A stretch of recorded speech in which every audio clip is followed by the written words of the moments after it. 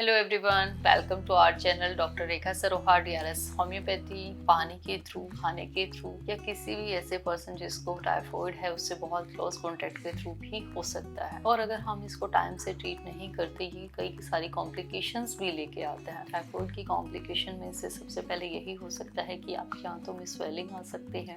Hello everyone, welcome to our channel doctor Rekha Saroha DRS homeopathy. आज हम आपके साथ में डिस्कस करने वाले हैं regarding typhoid fever. Typhoid fever क्या होता है, किस लिए होता है और इससे कैसे बचा जा सकता है, और अगर ये होता है तो हम किस तरीके से क्या प्रिवेंशन अपनाकर इससे जल्दी से जल्दी ठीक हो सकते हैं। चलिए शुरू करते हैं। सबसे पहले इम्पॉर्टेंट है ये जानना कि टाइफॉइड फीवर, और इसको एंटेरिक फीवर भी बोलते हैं, कि ये क्या होता है और किस लिए फैलता है। जो टाइफॉइड फीवर होता है वो आपके एक बैक्टीरिया के कारण होता है जिसका नाम रहता है साल्मोना टाइफी। ये बैक्टीरिया आपकी बॉडी के अंदर पानी के थ्रू, खाने के थ्रू या किसी भी ऐसे पर्सन जिसको टाइफॉइड है उससे बहुत क्लोज कॉन्टेक्ट के थ्रू भी हो सकता है। यूजुअली ये जो बैक्टीरिया होता है वो हमारा वाटर बॉर्न इन्फेक्शन होता है, इसीलिए बहुत सारे घरों में आजकल पानी जो होता है उसके अंदर भी ये बैक्टीरिया हो सकता है। पानी अच्छा नहीं आता है, सप्लाई अच्छी नहीं आ रही है, तो उसके कारण भी ये बैक्टीरिया ग्रो कर सकता है। बहुत सी बार हम बिना वॉश किए हुए फ्रूट्स को एज इट इज खा लेते हैं बाहर से लेकर, तो उसके कारण पे भी हो सकता है। अनकुक्ड फूड्स के कारण हो सकता है, या फिर बाहर से कुछ भी जूस वगैरह, ये ऐसी चीजें जहाँ पे पानी का यूज होता है। अनपोस्चराइज्ड मिल्क है, बिना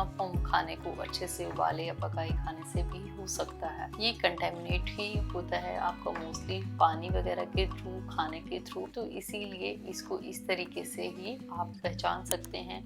सिम्टम्स क्या क्या हो सकते हैं टाइफॉइड फीवर के। टाइफॉइड फीवर में यूजुअली बहुत हाई ग्रेड फीवर रहता है। कुछ पेशेंट्स में इसका फीवर का जो पैटर्न होता है वो लो ग्रेड भी हो सकता है, लेकिन जब भी इसका एक्यूट इन्फेक्शन होता है तो यूजुअली हाई ग्रेड फीवर होता है। कुछ पेशेंट्स में हेडेक के सिम्टम्स भी देखने को मिलते हैं। कई पेशेंट्स को कॉन्स्टिपेशन, तो कुछ पेशेंट्स में डायरिया का सिम्टम्स होता है। बॉडी एक हो सकता है, मेलेज हो सकता है, थकावट रहती है, पानी का फ्लूइड का इंटेक पेशेंट का घट जाता है, वोमिटिंग जैसी फीलिंग होती है, और कुछ पेशेंट्स के अंदर रैशेस भी दिखाई देते हैं। यूजुअली जो टाइफॉइड होता है उसके जो लक्षण होते हैं वो एक्सपोजर होने के 1 या 2 वीक के बाद में आपको दिखाई देना शुरू करते हैं। ये यूजुअली स्टार्ट होता है लो ग्रेड फीवर के साथ में, और धीरे धीरे ये आपका एक हाई ग्रेड फीवर 104 तक चला जाता है। पेशेंट को इसके साथ में, फीवर के साथ में, बॉडी एक रहेगा और ठंड भी लग सकती है, पसीना भी आ सकता है, बॉडी पेन, इस तरीके के सिम्टम्स बहुत ज़्यादा कॉमनली देखने को मिल जाते हैं। अगर आप अपने टाइफॉइड फीवर को ट्रीट नहीं करते हैं तो ये आगे चल के कॉम्प्लिकेशंस भी क्रिएट कर देता है। बच्चों में तो स्पेशली ये बहुत ही ज़्यादा प्रॉब्लम क्रिएट करता है, क्योंकि ऐसे होने के बाद में बच्चों का खाना पीना रुक जाता है, बच्चों को पेट में दर्द की कंप्लेन रहती है, वोमिटिंग वगैरह के कारण फ्लूइड लॉस होने का भी बहुत ज़्यादा डर रहता है। और अगर हम इसको टाइम से ट्रीट नहीं करते ये कई सारी कॉम्प्लिकेशंस भी लेके आते हैं। टाइफॉइड की कॉम्प्लिकेशन में से सबसे पहले यही हो सकता है कि आपकी आंतों में स्वेलिंग आ सकते हैं। अगर ये बैक्टीरिया बहुत लंबे टाइम तक ग्रो करता है और आप सही टाइम पे इसका ट्रीटमेंट नहीं करते हैं तो बहुत सी बार आंतों में छेद भी हो जाते हैं, परफोरेशंस तक ले जाता है। ये इसकी मेजर कॉम्प्लिकेशंस है। आपके ब्लड के थ्रू ये पूरे ब्लड में इन्फेक्शन फैला सकता है, बहुत सारे ऑर्गन का इन्फ्लेमेशन कर सकता है, तो इसलिए इसको टाइम रहते ही ट्रीट करना बहुत ज़्यादा इम्पॉर्टेंट है। अगर आपको टाइफॉइड फीवर से अगर आप बचना चाहते हैं तो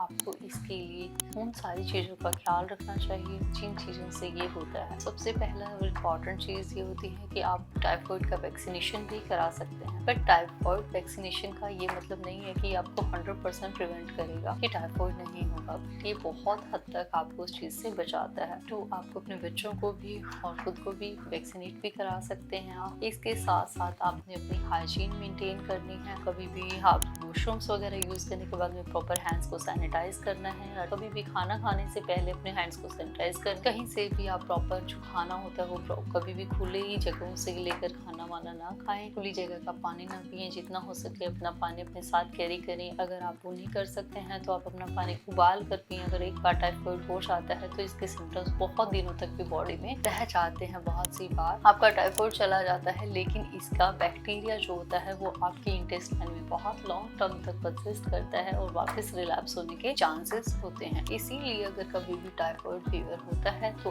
आपको अपना रिकवरी बहुत अच्छे से करना है, अपनी बॉडी को बहुत अच्छे से फुल बॉडी रेस्ट देना है। जब भी अगर टाइफॉइड का कुछ इस तरीके का लक्षण आपको दिखाई देता है, अपना फ्लूइड इनटेक अच्छा रखिए, अपने डॉक्टर से सलाह करके बहुत अच्छे से अपना प्रॉपर मेडिसिन स्टार्ट करें। अगर आप होम्योपैथिक मेडिसिन से जुड़ना चाहते हैं, और बहुत सारे ऐसे भी लोग होते हैं जिनकी बॉडी के अंदर टाइफाइड के सिम्टम्स हमेशा उनको फील होते रहते हैं, या प्रॉपर तरीके से ट्रीट ना करने के कारण उनकी बॉडी में बहुत सारे सिम्टम्स बाद में भी उनको फील होते रहते हैं। परसिस्टिंग बॉडी पेन्स हैं, एक लो ग्रेड फीवर अक्सर बना रहता है, तो वो ऐसे लोग जो होते हैं उनके अंदर क्रॉनिक टाइफाइड के सिम्टम्स भी देखने को मिल जाते हैं। तो इस तरीके से अगर आपको कोई भी प्रॉब्लम रहती है तो आप हमसे नीचे दिए गए स्क्रीन नंबर पे आप हमसे कंसल्ट कर सकते हैं, और आप होम्योपैथिक मेडिसिन से भी अपना कोर्स स्टार्ट कर सकते हैं। अगर आप कहीं बाहर से हैं तो आप हमसे ऑनलाइन ऑर्डर भी कर सकते हैं, और घर बैठे भी आप अपना दवाई ऑर्डर कर सकते हैं। Doctor Rekha Saroha, DRS homeopathy.